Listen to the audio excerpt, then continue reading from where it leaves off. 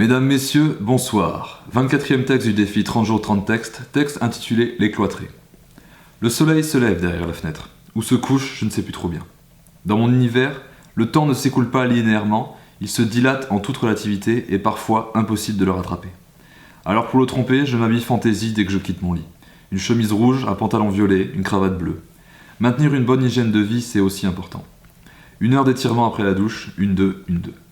Je n'ai que faire de ce qui se passe dehors. Les gens paniquent, ont peur de la mort. Si elle vient me prendre, c'est que mon heure était venue et que j'ai fait tout ce que j'ai pu.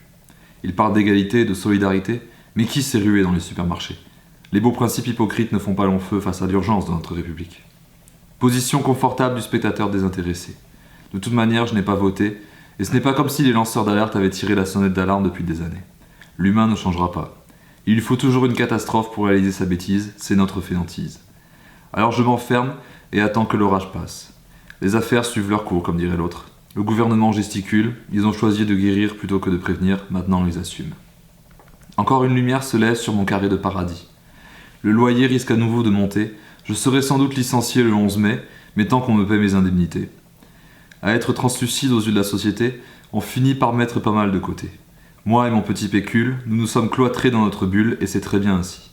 Pour tromper l'ennui, je me suis imposé un défi. Rédiger chaque jour un texte court.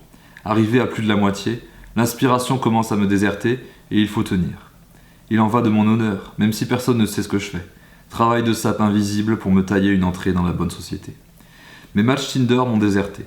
Il faut dire qu'elles n'ont aucun humour et tenir la conversation pour deux est fatigant. Je n'ai plus envie de relancer la française, décidément trop administrative. En parlant de ça, il va falloir que je recontacte les impôts. C'est toujours pareil, les gens ne font pas leur travail sans qu'on les relance. Je suis exténué de cette mentalité. Comme d'habitude, mes amis ne prennent aucune nouvelle, c'est à moi de les appeler.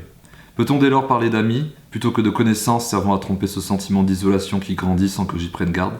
Oui, je sais, je suis cloîtré, nul ne viendra frapper à la porte de mon monastère, mais tout de même, personne ne fait d'efforts, chacun empêtré dans sa routine.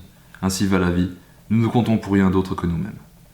J'ai beau dire, les balades en forêt me manquent. À rester entre ces 4 murs blancs, je perds le nord. Le chant des oiseaux, la quiétude de la verdure.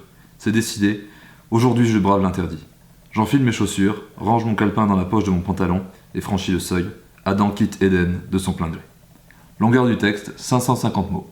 Je vous retrouverai demain soir pour le prochain texte de ce défi. Merci et bonsoir.